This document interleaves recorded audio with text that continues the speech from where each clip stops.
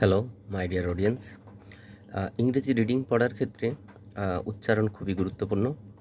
আজকে এমন একটি বিষয় নিয়ে আলোচনা করব, ইংরেজি বর্ণ সি এর উচ্চারণ কখন ক ও দন্ত স বা ছ হয়, এই বিষয়টি জানার জন্য।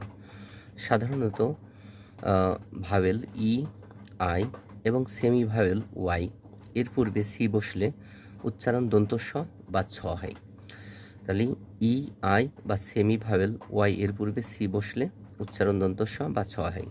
এক্সাম্পল, পিচ, PAE CE, তাহলে ভাওয়েলের আগে সি আছে, দন্ত স এসেছে।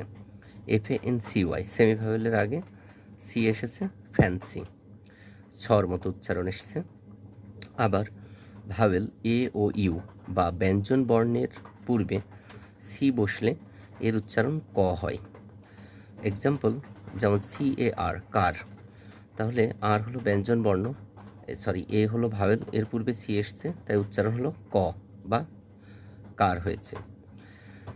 আর আর্টিকেল, এলটা হলো ব্যঞ্জন বর্ণ, এর আগে সি এসেছে এবং উচ্চারণ এসেছে আর্টিকেল, ক উচ্চারণ, আর্টিকেল, ক উচ্চারণ এসেছে। তো সি এর উচ্চারণটা এমন হয়।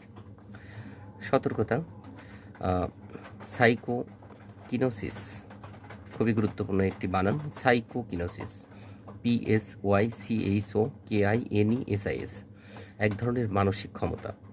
তো এই কল্পনার জগৎ থেকে বেরোতে হবে, বিশেষ করে কাল্পনিক সিনেমায় যা দেখা যায় সেই বিষয়টা আমরা প্রায়ই এই ধরনের কল্পনা করে থাকি। এই ধরনের কল্পনা থেকে বেরিয়ে বাস্তবতায় ফিরতে হবে, তাহলে পড়াশোনার বিষয়ে অনেক সুন্দর হবে। তো একটি ওয়ার্ড, সাইকোকিনোসিস, এক ধরনের মানসিক ক্ষমতা, যেটা দেখাচ্ছে বসে বসে অন্য কোনো জিনিসের উপর প্রভাব খাটিয়ে আমরা উঁচু করে ফেলবো বা এক জায়গা থেকে আরেক জায়গায় নিয়ে যাব, এই ধরনের অবস্থার ক্ষেত্রে আমরা বলে থাকি সাইকোকিনোসিস। তো যাই হোক, আমার প্রিয় দর্শকেরা, আজকে সি এর উচ্চারণটা দেখালাম। ধন্যবাদ সকলকে।